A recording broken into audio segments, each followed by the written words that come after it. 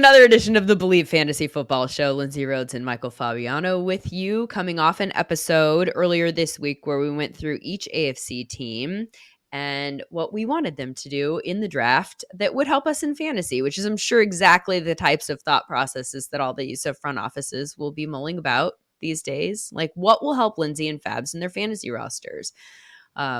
So we're not talking about defensive guys. We're focusing on the offensive side of the ball, obviously. And we're going to go through the NFC today. First, though, it has been a morning, Fabs, in the Rhodes household. Let me tell you, this morning I look out the window of my kitchen and I see a possum on the ground thrusting her hips. Her body is like shaking and just like heaving every once in a while. And I see a little tiny possum head peek up over. And I think, oh my God, this possum is giving birth in my backyard.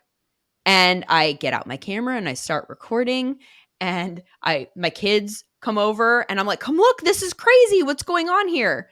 But then I notice that there seems to be like a leg coming out of the area that I would assume would be where the babies are being born from.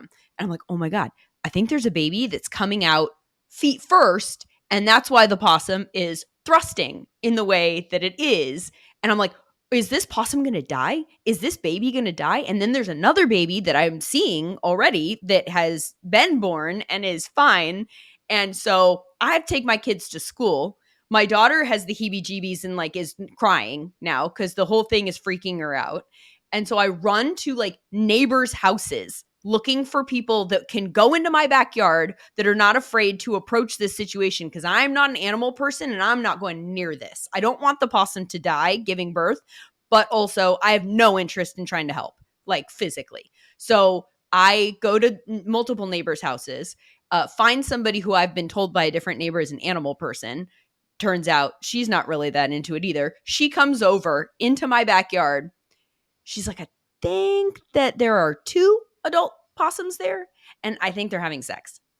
And so I have... That's the video you sent me, yes. I have so much video evidence. Like, I am a full-fledged National Geographic up in this here. Like if you have seen the Queens... Either that or... Queens on Disney Channel. Porn producer. Well, it's... I have so many angles and like we went outside and like kind of got like a little bit more close, but I was like, I'm not getting that close because ew, gross. But yes, that is 100% what was happening. And do they do doggy style or is it possum style? Like how they does that lay work? on their side. They lay on their side. And by the way, having now Googled possum sex, they're supposed to lay on their right side. So I don't want to like offer any notes to these animals, but they were definitely on their left side. And from my reading, that's less successful when mating. So for possums, so they needed to make an adjustment. And I don't know if this is actually going to work for them, but it sure seemed to be working for the male. And this poor female possum, I mean, holy heck. Not only was this guy all over her for a very long extended period of time, but also she had 4 babies crawling all over her for this whole duration. I was like, leave her alone. Listen, I mean, you have kids in the house. Sometimes you and Matt want to smash and, you gotta get the kids, somewhere else. I mean, I don't know. I mean, this is literally like the babies, like heads peeking up, like in the the middle, like in between their bodies. This is how it's going down. I'll be happy to share this video. Hey, you know what? With everyone. You get in the mood. You get in the mood. The kids are around. You know what? But it's what it is. I don't know what. Fabs, I don't want possums living in my backyard either. And now that's the secondary layer of this because this is what the neighbor said. She's like, "Oh, this happened to me once," and they think they live here now. Funny though, if those possums communicate with other possums and say, "Hey, you want a good place to smash?" This is the Rhodes' backyard. Yeah. Nice little comfy bed of moss or possum porn party. You'll have a big orgy back there of all possums. My house of all places too. I'm like, ew, gross. I mean, you No. had everything. I remember like when you had a Yeah. mouse in your house and you were like Well, freaking out. remember I thought it was a baby possum? Now I Yeah. kind of want to revisit that video because I talked myself out of that and was like, "Oh, I'm so stupid. It's clearly a mouse." Well, now that I see these like baby possums hanging out in my backyard, now I want to go back and look at that video again and see if my first instinct wasn't correct. And by the way, have I been walking around in my house with shoes on all day? Because I literally am so like skeeved out that I'm like, especially since that mouse slash baby possum was in my house dead before. I'm like, I'm not stepping on anything. Like I'm so grossed out, Fabs.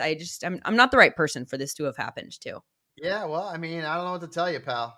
I'm not sure what to tell you, but hopefully they didn't enjoy themselves too much to the point where they started inviting their pals over. You're gonna, you'll have raccoon sex back there. You'll have possum Oh. sex. You got squirrel sex, maybe. You're gonna have the birds. The birds and the bees. All kinds of stuff. Hey, at least the kids will get educated on the birds and the bees. Just Yeah. look in the backyard of the Rhodes household, and that'll tell you the story. Yeah, what do I tell them now? Because they thought we were having a possum like live birth in the backyard. Well, they don't need to know that it was anything but that. You just say, yeah, they just wandered off. Yeah, That's it. okay. I don't know. I When the mean, they mommy watched possum Queens. They and the know. daddy possum really love one another. That's I Oh. had a much more wholesome nature experience across the street. My buddy Ken had, like, we have like these ducks everywhere because we're close to water, and these ducks will, like, they've done it to some of my neighbors where they'll just build a nest like right in their front lawn. This duck built a nest right next to his front door, and the babies hatched. And so, like, you see all these little duckies and stuff like that. They were so cute.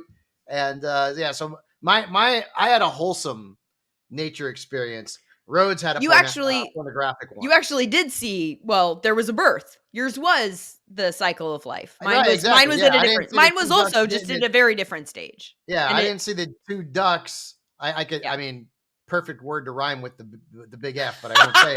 But I did see the result of the yes.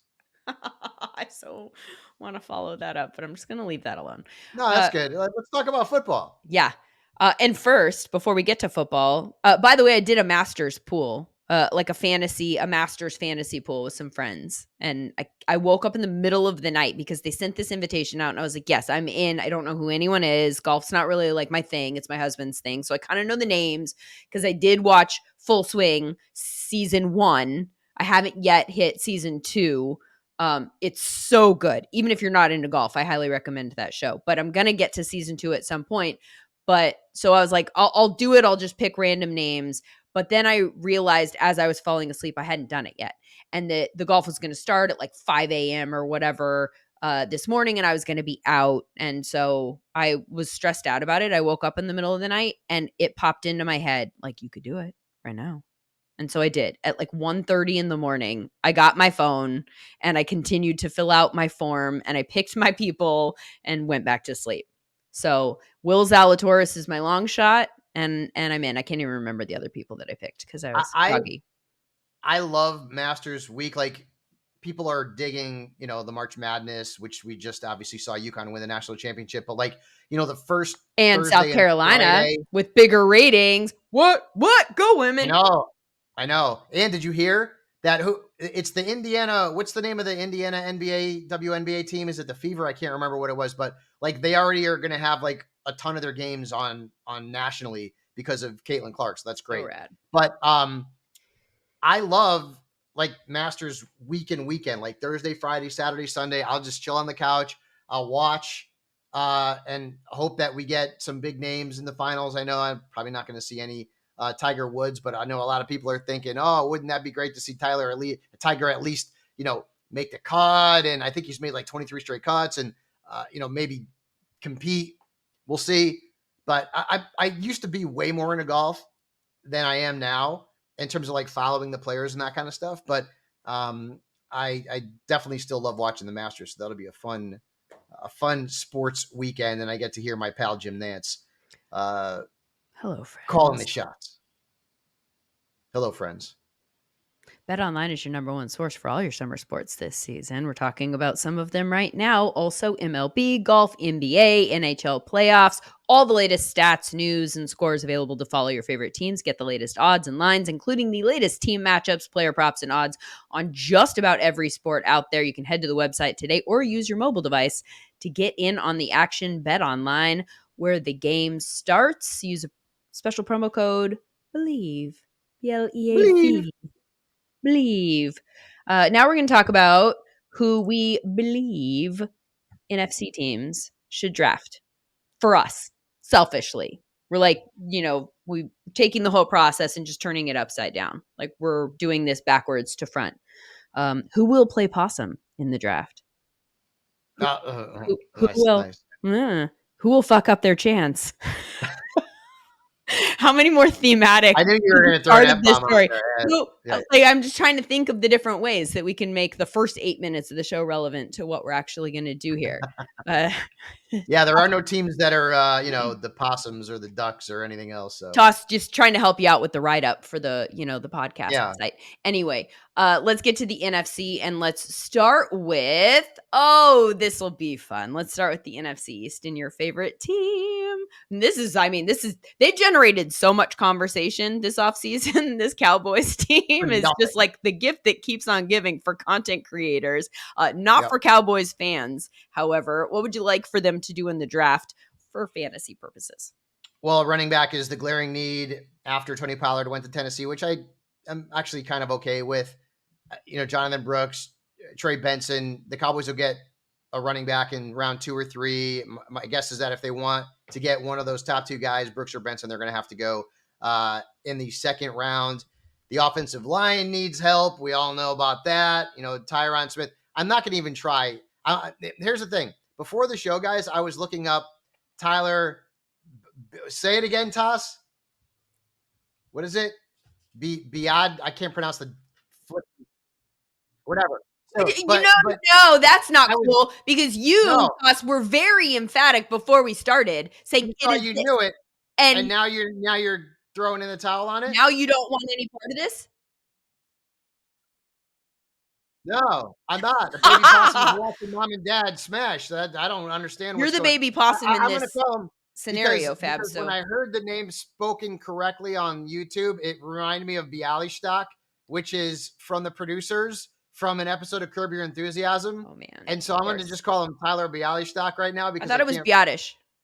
That's beautiful. I love it. But he's in Washington now. So I think the Cowboys will draft an offensive lineman in the first round. Second round, a running back, unless an offensive lineman falls to them that they really like in round 2, and then they go with a running back in round 3. But that's what the Cowboys' needs are. Offensive line, interior offensive line, and running back. You could throw a wide receiver in there if you want to. I kind of like Jalen Tolbert as the 3 for depth purposes. Maybe they bring somebody else in, but those are the big needs.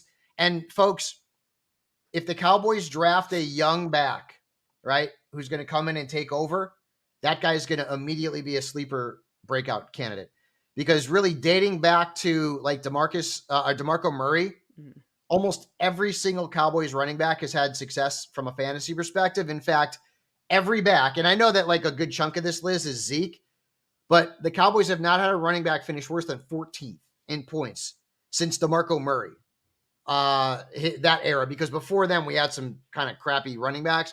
But you had DeMarco, and then you had that one year where Joe Randall started the season, and then he got kicked off the team because he was a jerk off the field. And then McFadden took over, and combined, they finished as the RB2. McFadden was 13th. And then, obviously you had Pollard last year, who was disappointing, but he was 14th. The year before, he was 9th. So Cowboys running backs typically have success from a fantasy perspective. The thing that I think is, one of the things that's funny about this conversation is that now we're having these contract conversations about Dak and CD and Micah Parsons, like the 3. So from a position group, positional value standpoint, those are the 3, right, that have very high positional value, including offensive tackle, but quarterback, wide receiver, and your edge in Parsons. And now they're in contract disputes with these people. And so if there's any leverage that they want to have then, and we heard Adam Schefter report this week that they might go quarterback in the draft this year. Like, I mean, you would think if they want to create any leverage with CD, if they're doing this whole back and forth with him too, that they might also go wide receiver there. Because at least when they let Amari Cooper go to Cleveland, they had CD that could step in and kind of take over like the one. They don't really have that in place right now, the depth there. So what's funny about all of this is like, I don't know how they do any of that. They have the third fewest draft resources heading into this draft, according to Tankathon. They've got the 24th pick. They have 7 total, 56, 87, 174, and then they've got 3 in the 200s. And as you've already discussed, they actually have needs that need to be addressed this year that don't even start to address just strategic needs in terms of depth that give you leverage in negotiations and or an ability to let somebody walk. So this is going to be fascinating to me, because I also don't think, and I don't mean, to be offensive with your team, but I think you're on the same page with me. This is not a team. There are some teams like Rams, Bills, like I'm like, they got it. There's a plan in place. Like, even if they made the moves, the Bills with Diggs, I'm like, they have a plan about how they're going to, backfill that position now. Like, they're not like, oh, we lost Diggs, what should we do? Like, so there are some front offices you trust more than others. This is not one of them. So I will just be like sitting there with my popcorn, waiting to see what in the world your team does. And I will say this, one of the things that's kind of not fair about the NFL and the way that they run things is that you almost get penalized for drafting well. And so, for example, the Cowboys, listen, Dak was a 4th round pick, and he's become what he's become. He doesn't win playoff games, but he's statistically pretty damn good. You draft CeeDee Lamb and you hit a home run with him. You draft Micah Parsons, you hit a home run with him. Mm-hmm. Don't forget about Tyler Smith. You draft him. He's been pretty good on the offensive line. And then ultimately, like, you can't keep them all. Even though you drafted well, like the Bengals, right? Burrow, Chase, T. Higgins. T is franchised, and, the last we heard, he wanted to be traded because he's worried about getting paid. He doesn't want to be tagged. He wants big money. And so, like, it'll be hard for the Bengals to keep all 3 of those guys at some point in the next couple of years. And to me, it just not fair, right? It's like they drafted so well, but ultimately when you draft good pieces, you're going to lose them at some point. And then you're going to get a comp pick. There's literally a whole system in place that is especially fair. Who cares? It sucks. I don't see that argument. Like, you have X number of years because you hit to, have them have success on a rookie contract. And at some point you got to pay some people. But the way that you even get something in return for losing. Guys don't want to wait. They don't want to wait. They want to get paid. Like, if they have, 3 good years, CD had 3 good years, like, they're like, well, forget it. I'm not worried about my 5th year out. I want to get paid now. And but that's strategically smart for the team to even pay them at that point, because now you're getting them at the cheapest that they're ever going to be on a long-term deal, because it's only going to go up and up and up. But players try and play the game where they're going to hold out, and teams don't want to pay them because, hey, you're under contract, and it becomes kind of a mess. But regardless, let's just be bitching and moaning because it's, the typical Cowboys making bad decisions and now finding themselves in the scenario that they're in now, where they're going to pay a quarterback $55 million and their number 1 wide receiver may or may not decide that he's going to hold out. And, Micah's next. And so, and we haven't won a championship or even, a significant playoff game with these guys. So whatever. Well, your NFC East colleagues in Philadelphia have won a championship. Not, as recently as they would have liked. They also have a front office that makes really smart moves regularly. But it all kind of fell apart for them down the stretch last year. And now they have to figure out why and how do we fix this? And what would you do in the draft that would help us in fantasy that answers that question? They don't need anything. Offensive line is it, because, Jason Kelce, retired. But they brought in Devontae Parker, who will be the number 3 wide receiver behind A.J. Brown and Devontae Smith. They have Dallas Goedert. They have Saquon Barkley. Again, good team that knows how to run a salary cap, unlike the Cowboys. They have no needs on the offensive side except for offensive line. And obviously the big uglies are the unsung heroes in fantasy, because if those guys aren't opening up holes and blocking for our fantasy heroes, they won't score points. So it's important for Philadelphia to go out and get some reinforcements on the offensive line, but that's it. I mean, they're yoked otherwise. Yeah, I mean, they're such a smart drafting team in terms of planning for the future. Like you mentioned, Jason Kelsey, they've already even like taken care of that. They've had people like on the roster preparing for this scenario that are now ready to step in. So I think that you're right about offensive line, and I think that they probably look at Lane Johnson, who's getting a little long in the tooth, and they say we just need to prepare ourselves for the end of that, and maybe Yep. they go tackle there. But agree And with they've your got 3 assessment. picks in the top 53, so they're in good spot. Good gosh.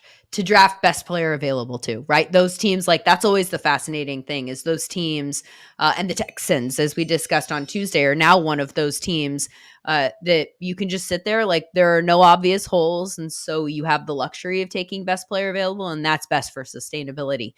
Not great from a sustainability standpoint in terms of their build is the Giants, who need just everything. Everything. I mentioned the positional value positions. They need a quarterback. They need a tackle. They need a wide receiver. Like They they need a need it running all. back. They They need it might need all. a tight end if Darren Waller decides he wants to go bye-bye and end his career and Yeah. retire. So yeah, Six. I, They got the sixth pick. there's been talk that they could take a quarterback, maybe JJ McCarthy if he's there. They brought in Devin Singletary, and he knows the offense obviously from his time together in Buffalo with Dayball, but they could definitely use a upgrade at running back, a guy who's going to split the work with Singletary and take over in the future. Their wide receiver, I can't remember the last time the Giants had like a really good wide receiver. It was probably Odell Beckham Jr. And that's it. I mean, they brought in Kenny Galladay. That was an abject disaster. Jalen Hyatt's, maybe going to be a little bit of a sleeper this year, but who's throwing him the football? We don't know. The Giants are somewhat of a fantasy wasteland at this point. And no matter what they do in the draft, I don't know that they're going to be picking anyone who's going to make a significant impact from a fantasy perspective, because unless they go with like Neighbors or a Dunze at 6, That's possible. which is Yeah. possible, but Right. they need a quarterback. Yeah. You still have But Daniel Jones throwing the ball to Odunze right, or yeah, not Neighbors, necessarily a and best case scenario, right? right. I Right. don't. Maybe they draft a running back at some point. Hell, I mean, they could be in line to draft one of the 2 guys I mentioned for the Cowboys, Benson or Brooks, in the second round with the 47th overall pick. That's possible too. But overall, this is not a very attractive fantasy roster at all. No, I mean, if they do make a move to maybe move into the top 4 to ensure that they get one of these, 4 quarterbacks. I don't know if they can sit at 6. We'll see, but I think it's quarterback or wide receiver probably for them at 6 or with that first pick. And if they have to move up, then that drains a little bit of their resources. And I think that there's a lot that they need. I would very much like them to lead this draft with a wide receiver and probably, like you mentioned, in a later round, a running back. What about Washington? I think it's a foregone conclusion they're going to take a quarterback at number 2. I think personally that would probably be Jaden Daniels. That makes more sense for Cliff Kingsbury and the style of offense and quarterback that he has had in the past. Is there anything else that you would like them to do? Quarterback is number 1 after they traded away Sam Howell. So right now they got to draft the quarterback of the future, which will either be could be potentially Jaden Daniels, as you mentioned, or Drake May. They need help on the offensive line. You can argue that they can use another receiver.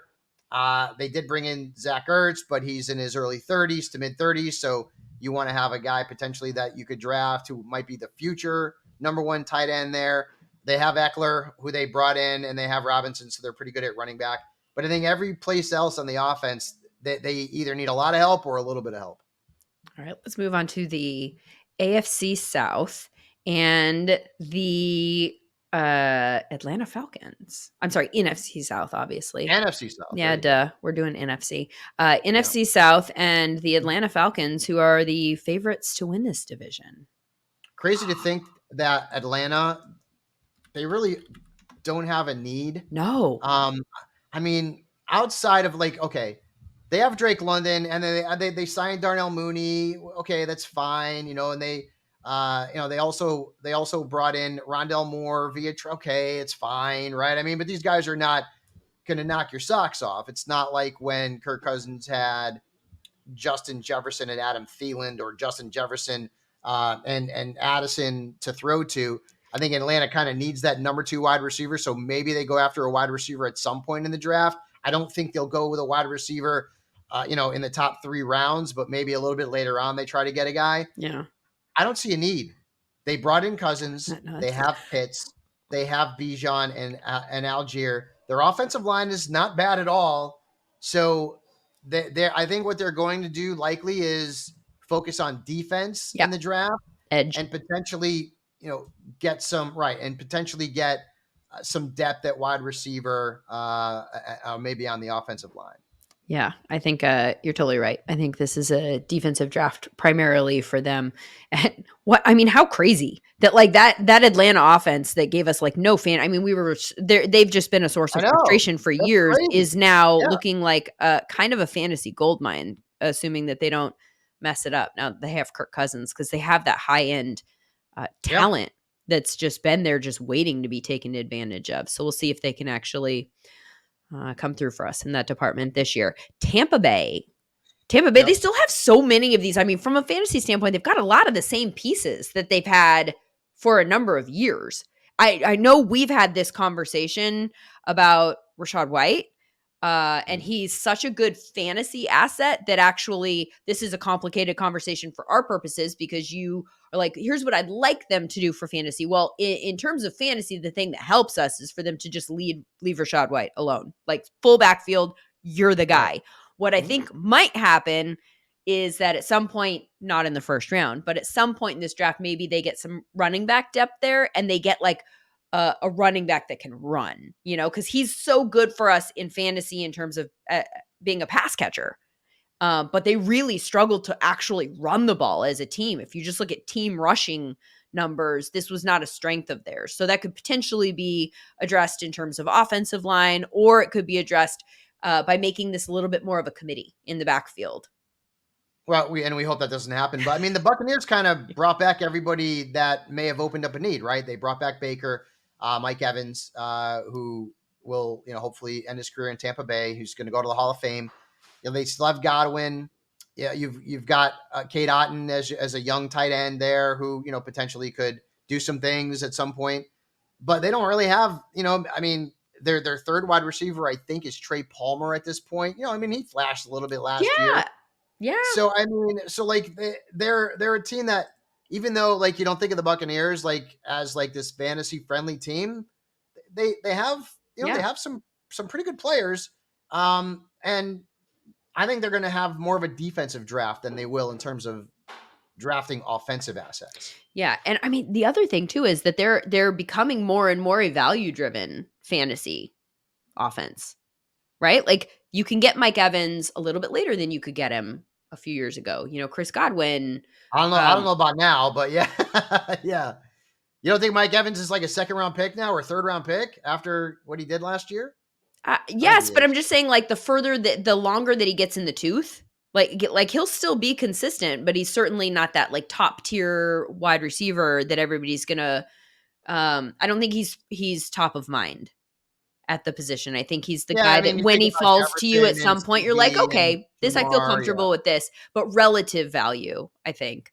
Um, Rashad is, depending on whether or not they do something more, he's probably a guy that you would also want, but I don't know that he's going absolute top of the running backs. I don't know. Baker certainly is more of a value pick if you pick him at all. Let's go to the Saints. Mhm. What do you want the Saints Yeah, to the do? Saints released Michael Thomas. They did bring in Cedric Wilson, but they still need a wide receiver. Uh, Offensive line also is Always. probably going to be a need. But Yeah. here's the problem: they only have 2 picks in the first 149 selections. Oh, is that good? Yeah, that's not good. So I don't really know what exactly they're going to be able to build from the draft because, you know, I think they're probably going to focus offensive line and defensive line with those first couple of picks they have at 14th overall, 45th overall, and then they got to wait until 150. So unless the Saints hit some home runs late, they have 3 compensatory picks in the 5th round.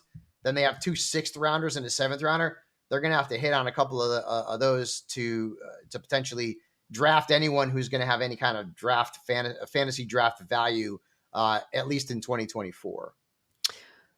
What would you think if they took a wide receiver? I just don't think they can.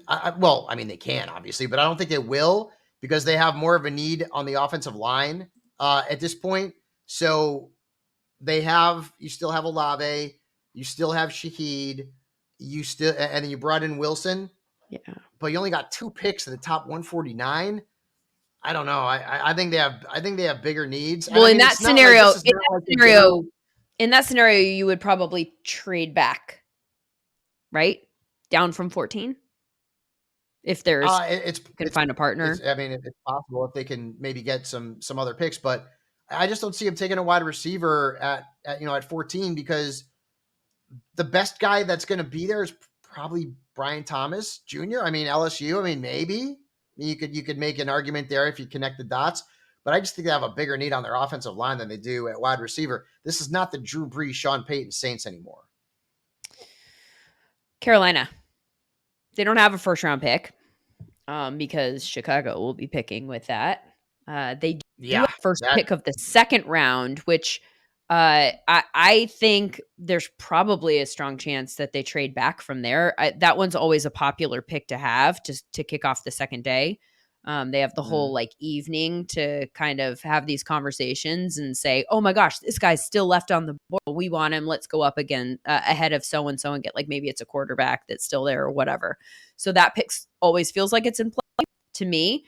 But either way, to me, their top priority is wide receiver. I wrote like 8 exclamation points after it.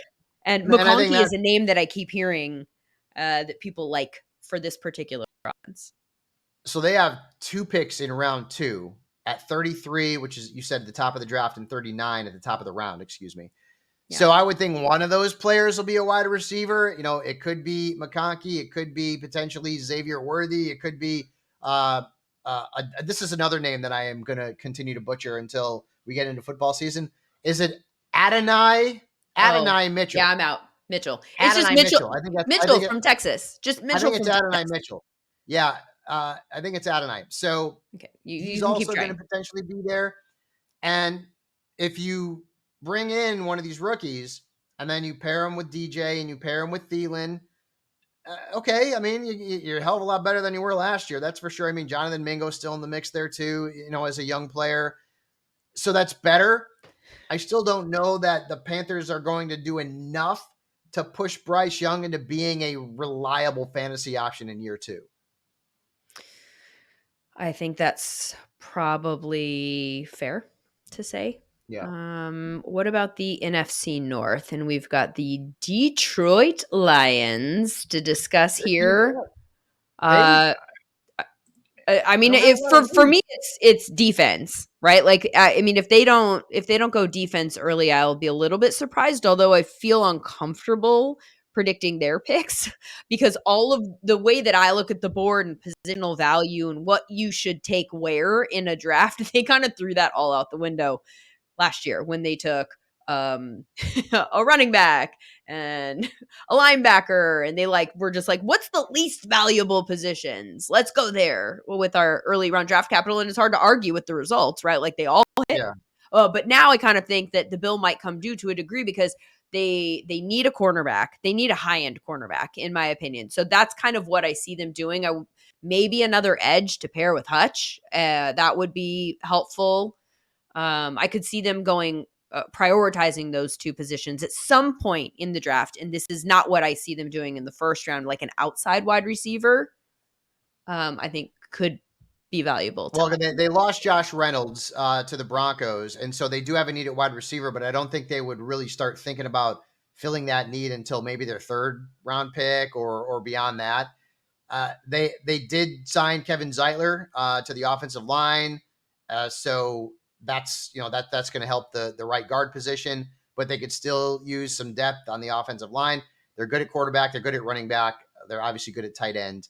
And at wide receiver, maybe this is the Jameson Williams breakout season because he will be thrust into a bigger role. Okay. Because Josh Reynolds is no longer in the mix. But wide receiver is a possibility for the Lions, but no one who's going to really make a fantasy impact. I think it's fascinating that you as a Cowboys fan who operates with just unbridled cynicism, that you are still optimistic that Jameson Williams is going to happen at Well, some no, point. I said he's in a position to do it. Like if he does it, I don't know.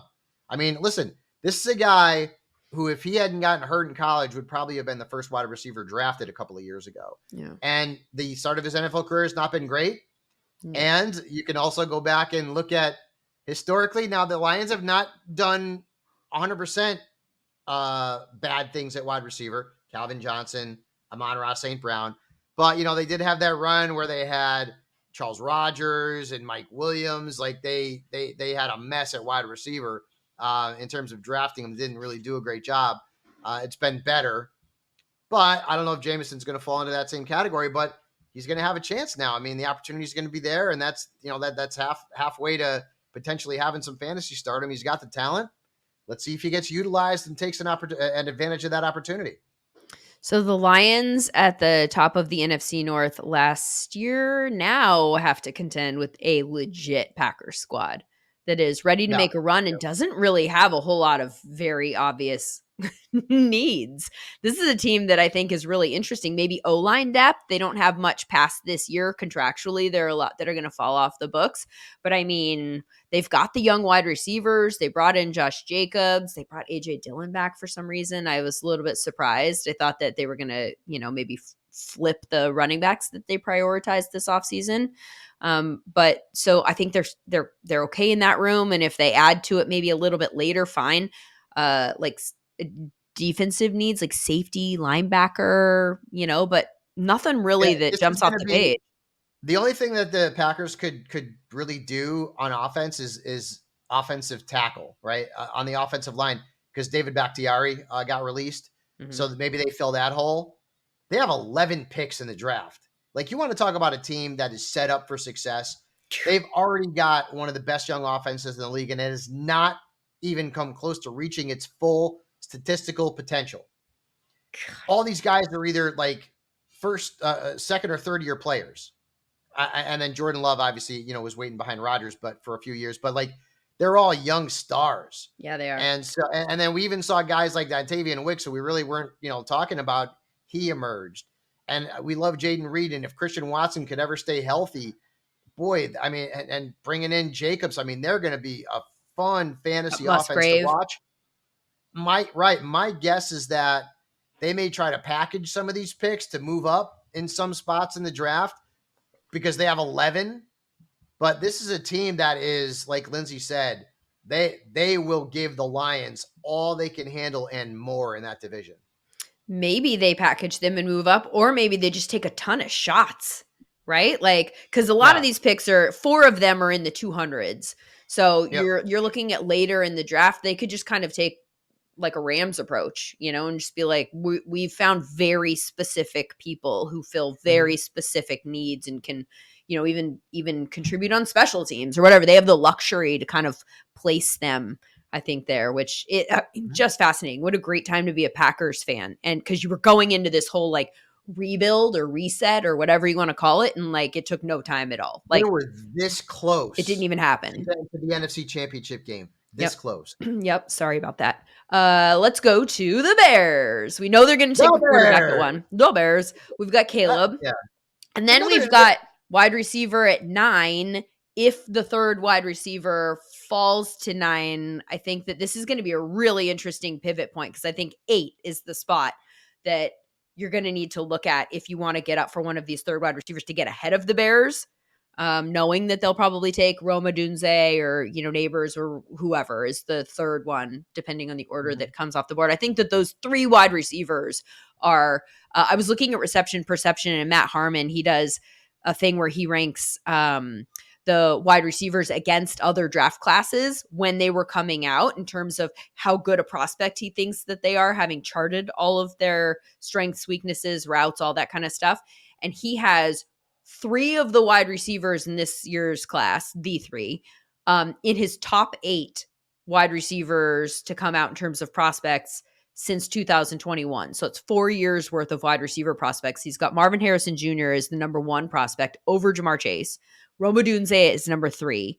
Then he's got Chris Olave, Devontae Smith, Drake London, Garrett Wilson, and then he's got Malik Neighbors at 8. And those are all guys that he puts in a tier that is top 10 pick worthy, ready-made star. So I think that what we've seen in recent years in terms of the draft, all of those names that I just mentioned are guys that you would draft again, right? The ones that have already been drafted.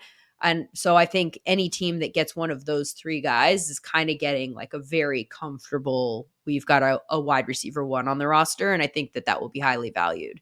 Problem is that if it is, a wide receiver, that wide receiver is going to run into the same problem that Jackson Smith and Jigba did last year. Yeah, yeah. You already got 2 stars ahead of you. So Yeah. like you're going to be limited. Who's going to want, I'll just say, it's Odunze. Who would Right. want him as more than like a 4 or 5 in fantasy if he's the third option at best? And they still have Cole Kmet there too. I don't know. Well, I don't know. So all I'm saying is that this is a team that is in a strange situation, but a very good situation. Typically, the team at the top of the Yeah. NFL draft, they have a lot of needs. The Bears don't on offense. Like, this is going to be one of the best scenarios for any player picked number 1 overall at the quarterback position in terms of the offense that they're going into. Like, look at the offense that Bryce Young went into last year. Jeez Louise, it was garbage. Now you got Keenan Allen, you got DJ Moore, you brought in DeAndre Swift, you've got Cole Kmet, they brought in Jared Everett. They have some really good players on the offensive side. So their needs are quarterback, okay? They need, offensive line. You could always use help on the offensive line. It's always important to be able to protect your quarterback and open up holes for your backs. And then wide receiver, I don't suggest that it's a big need because they have Moore and Allen. Yeah. But long term, Keenan Allen is I believe 30. He'll be 31 at some point this year if he hasn't turned 31 already. So I don't know how many good years they'll get out of Keenan. Maybe a few more good years. But boy, I mean, if you want to put that trio of wide receivers, it may not be as good as what Houston has, but holy crap, it's close. We're having a Really conversation close. at the very least, for sure. Yeah, and I think some people would make the argument that trio would be the best trio in the National Football League. Keenan Allen, DJ Moore, and Odunze ahead of Diggs, Nico, and Tank.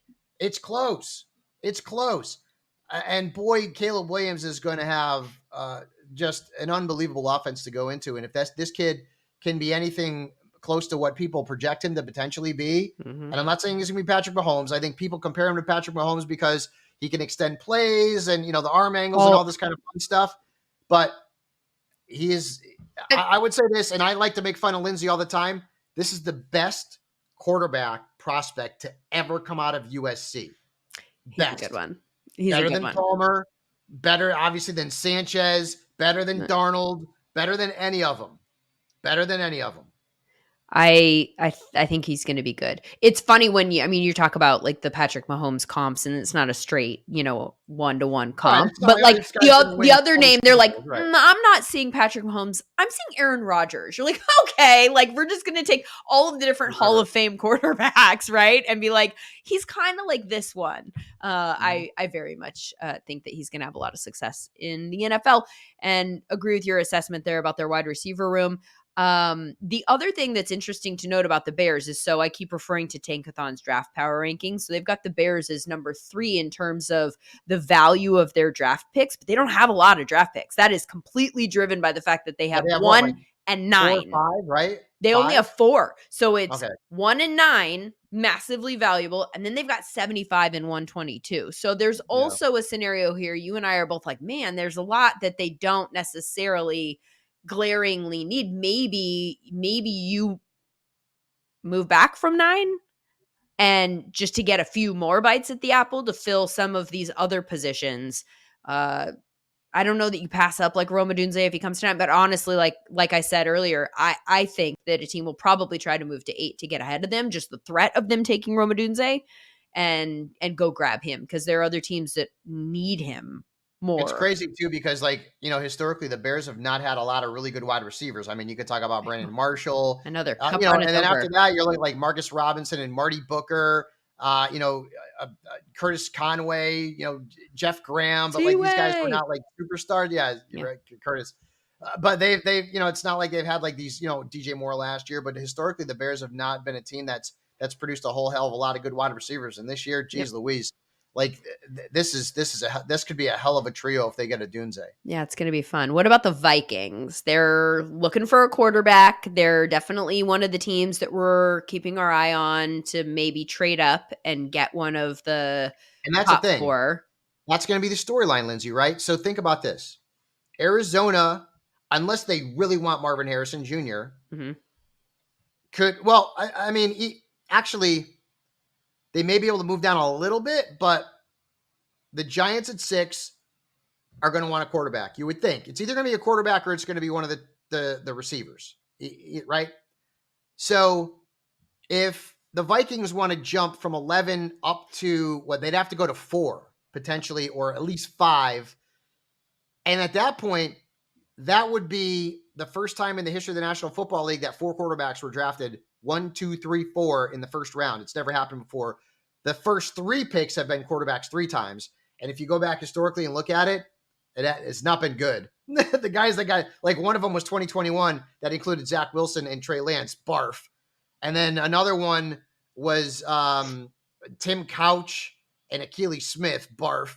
McNabb was good. I think that was 99. But the Vikings are going to have to move up. They have 2 first-round picks. They're going to have to move up probably to 4 or 5 to get McCarthy. And in that scenario, the Cardinals, if they are not moving, they'll get Harrison.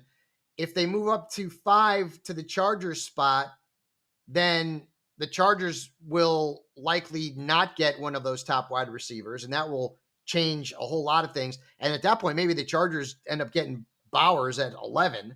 Who knows? But that's going to be like the big team. The Vikings, teams like the Vikings, they know they got to jump the Giants to get one of the top 4 quarterbacks if they think that, and that 4th quarterback will be McCarthy. If they think McCarthy is that good, okay, and outside of Tom Brady, name me all these quarterbacks out of Michigan who have been really good in the NFL. None, but still, they're going to have to jump the Giants, and so the Vikings are probably them in Denver. I would say also Denver's probably in the mix to try and move up, but the Vikings have the 2 first-round picks.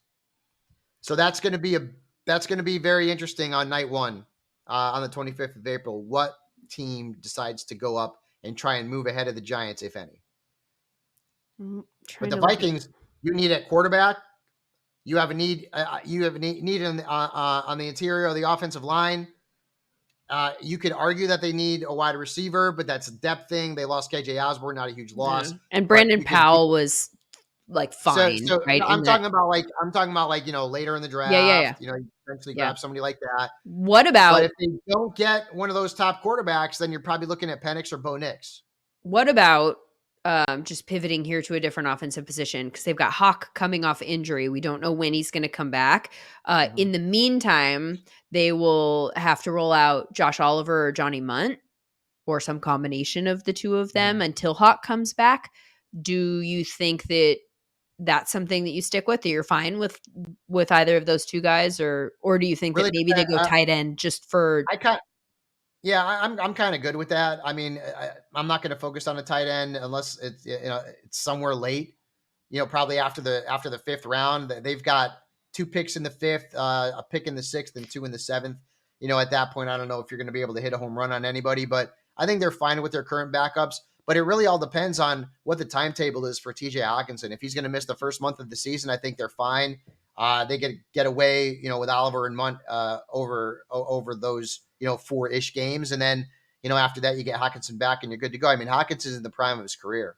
Yeah, oh, totally. I'm not even thinking about that as a like get rid of him, but now you're bringing in a new quarterback. You're kind of changing things up offensively anyway. Like if you know that you're going to be without him for, let's say it's 4 games, but then also moving forward, you could go more too tight. You could do like and I know this is like a gross example to use at this point, but you could do like a Gronk Aaron Hernandez type thing, or like the Ravens, how they have these 2 tight ends out there. You could just run more of that. And then it gives you an answer for when Hockenson isn't healthy enough. And then also if the injury continues to be problematic moving forward. You're a little bit more protected in that regard.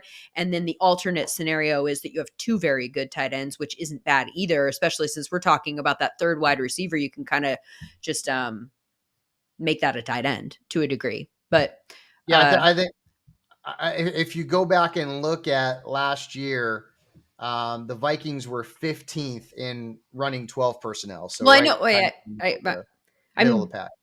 but that doesn't mean that that's what they're gonna do moving forward. I don't know. So that's the NFC North. The NFC West now.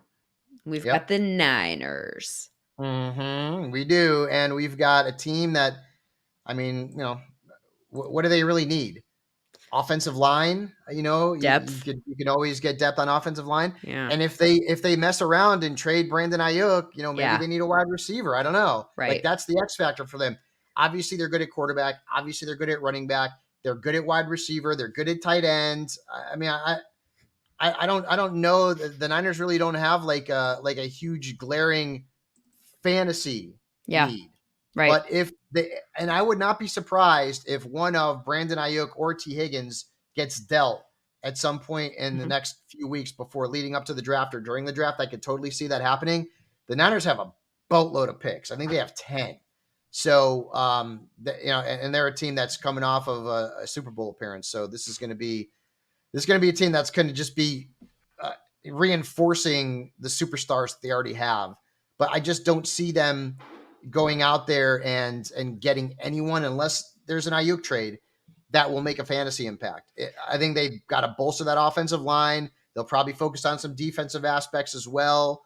But the Niners are just going to get better off of this draft. I mean, even if they don't trade Brandon Ayuk, just the fact that that contract is looming and that's something that's kind of on everybody's radar, I wouldn't be surprised if they didn't take a wide receiver for that reason, just because it allows them to fill the position without having to pay it. So, and they're in a position, as we've discussed, to not have a ton of needs. I mean, they're building for the future with these picks for the most part. And so I think, as you mentioned, O-line, they struggled maybe on the right side in the Super Bowl. And so maybe they think they could, upgrade or, Yeah. but for the most part, I think you're looking at depth or strategy moves there. The Rams, everyone is mocking Latu to them from UCLA. So I don't know if that means that they're likely to go in that direction or not, but The Rams finally have a I lot like of the draft pick. picks and some good ones, right? I mean, like First it seems like the round. Rams, yeah, they have a first round pick. And the Rams are another team too. I mean, I don't know that they have like these, I think offensive line, right? I mean, you could always improve the offensive line. But they worked on that a lot in free agency. Like they've They did. that Yep. interior line, they just like made move after move. Yep. Like, so I Yep. don't know that even. So I said, to me, no team can ever have enough depth on the offensive line, Yeah. especially when you have the fantasy superstars the Rams do. Yeah. So looking at it from the fantasy And an from that older lens, quarterback in Stafford that from you that have lens, to keep healthy. right? Yeah, because behind Stafford, I mean, Garoppolo. Carson Wentz. It's Carson Garoppolo. Wentz is it. So, and Garoppolo is suspended for the first couple of games, and that dude's made a paper. So, I could see wide receiver. You lose Van Jefferson, and Cooper Kupp is now. I'm not going to say he's injury prone, but he's been less durable lately. So I think you gotta factor that in. And I think you can also draft a backup running back behind Kyron.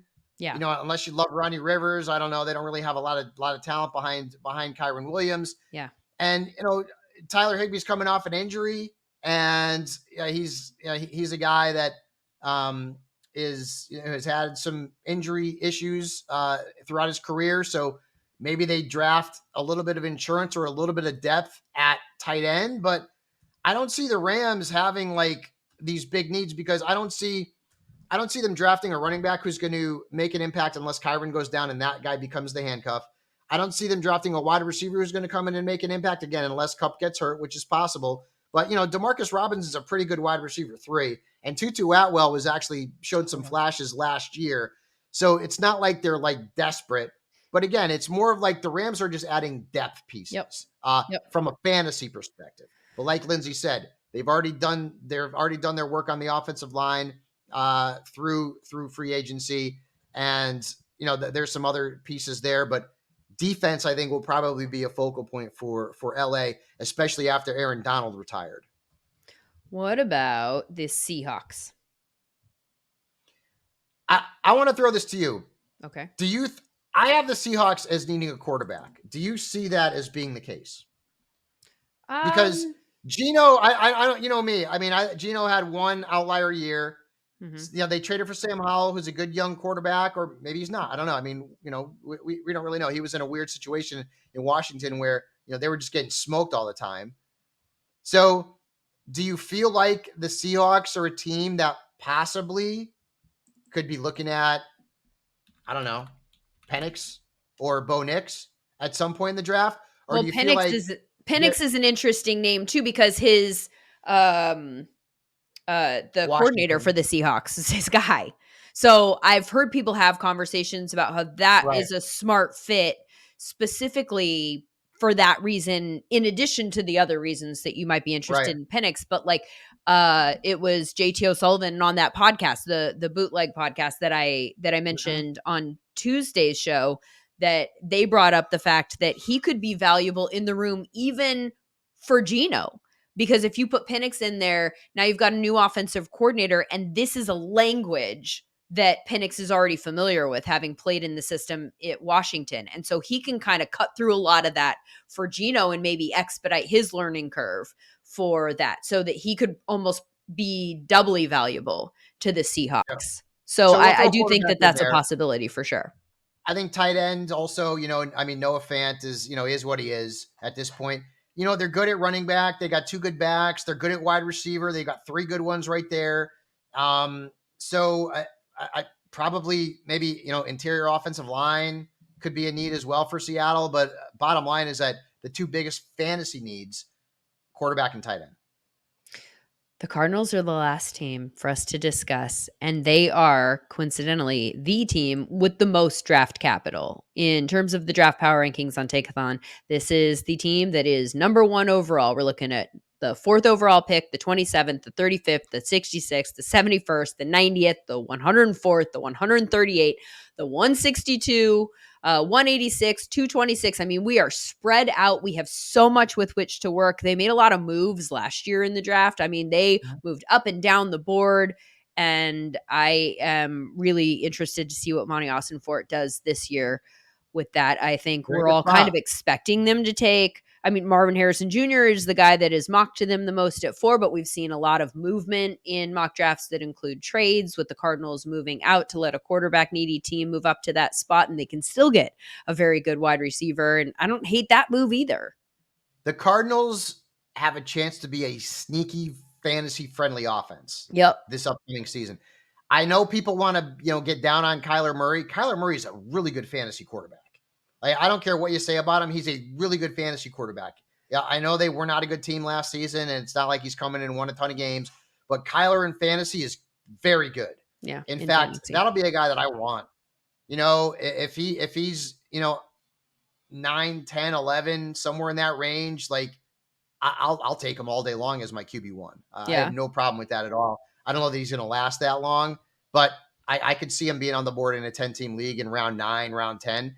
But the thing that might hurt the Cardinals from a fantasy perspective is adding pieces that will take away from what they have in the backfield. James Conner is still, I think, at the end of the prime of his career. He's getting towards, that age 30. He's not durable. And the Cardinals really don't have anything behind him. I mean, I'm not looking at DJ Dallas as anything or Amari DiMercado. So I could see them drafting a running back who Yep. might potentially push James Conner for touches Yeah. in order to lighten the workload for James Conner. That could make things a little bit difficult, right? I mean, like maybe a Jalen Wright. They could be looking to grab somebody, in that uh, third round range somewhere, right? Say they draft a wide receiver. They have some defensive needs too, especially, at cornerback and on the defensive line. But from a fantasy standpoint, think about it. They could have Kyler. They could have Harrison. Michael Wilson. Listen, I mean, I wouldn't mind targeting him late in some drafts. They're going to have a top 5 tight end in Trey McBride. And James Conner, depending on what they do at running back, could be a pretty valuable RB2. Again, I think they may draft a running back, and that might muddy the waters a little bit there. But the Cardinals, as Lindsay said, great draft capital. a lot of picks, and could potentially make this team, which will be throwing the ball and having to score because they're playing against the Niners, they're playing against the Rams, and Seattle's offense can potentially be putting up some points. Totally new look there, obviously, with Pete Carroll gone.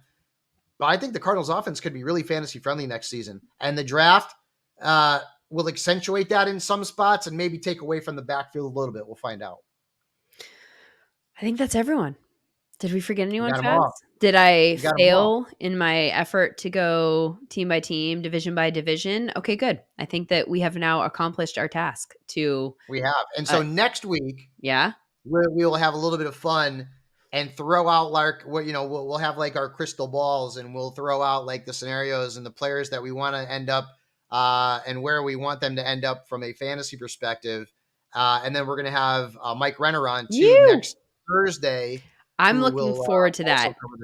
Yeah, because I like how you get all excited when we have guests on, but like you're not that excited when it's just me and you, Rhodes. Well, I mean, it's you and me all the time. Like, obviously, I enjoy that, or else I wouldn't do this. But I do love a good guest that has an expertise that I do not have. And Mike Renner is a draft analyst, so he knows these pieces backwards and forwards. We could ask him all of our pronunciation questions, Fabs, because he'll know the answers. And what I'm hoping that he'll do for us from a fantasy standpoint, because this is a fantasy show, is maybe isolate like, hey, these are some names that are being thrown around for various like. It's not necessarily just fits, but it's like this guy, if he goes to this offense that runs this offense, and he's like, let's say this guy is the number 3 here. If he gets drafted by this team, now we're talking about fantasy value. This is a name that needs to be on your radar. So he kind of understands the different skill sets that they have. I talk sometimes too much, I think, in terms of like whether a player is a 1 or a 2 or a 3. I mean, they're all weapons that have specific skills, right? And so if you need somebody who can operate out of the slot, who has a specific strength or somebody who creates separation, downfield or can win contested get, whatever the thing is that fills a need that a specific offense has, that will get on the field faster and therefore have more value to us in fantasy, he'll be able to isolate the specific names and the landing spots that we should be rooting for on April 25th. I promise you that we will not have an expert on the sexual tendencies of the species of possum. I feel like we kind of did in the first 8 minutes because, like I said, I did a quick Google. I know what side they're supposed to be laying on. I know a lot. About Lindsay Rhodes. They have a biforked penis. Fantasy analyst, possum pornographer. Yeah. Their penis is splitted too. Put that on your card, I feel like you're not even listening. I just said that this animal has a biforked penis, and you're just not even possums having sex. Okay, I feel like that should have received some sort of, Hold on, now I gotta Google it. Reaction. No, you don't have to. Just trust me. Sex. Thank you for listening to the Believe Fantasy Football Show presented by Bet Online. Back again next week without the possum talk. In the meantime, got a few favors to ask. Wherever you are watching, whatever platform, would you take 2 seconds for us? 2 seconds to hit that like button. That's all you need to do. And then maybe the subscribe button too. So maybe we're going to make this like a 5-second ask. If you have a few more seconds on your hands and you want to leave a comment, a review, or even hit us up on social media, tell us what you like about the show, what you don't like, what you'd like us to talk about on future episodes, things that you're interested in hearing about, do that please at Michael_Fabiano. I'm at Lindsay_Rhodes. And we love hearing from you guys and engaging with the people that are listening to the show. So thank you so much for doing that. We'll see you again next week.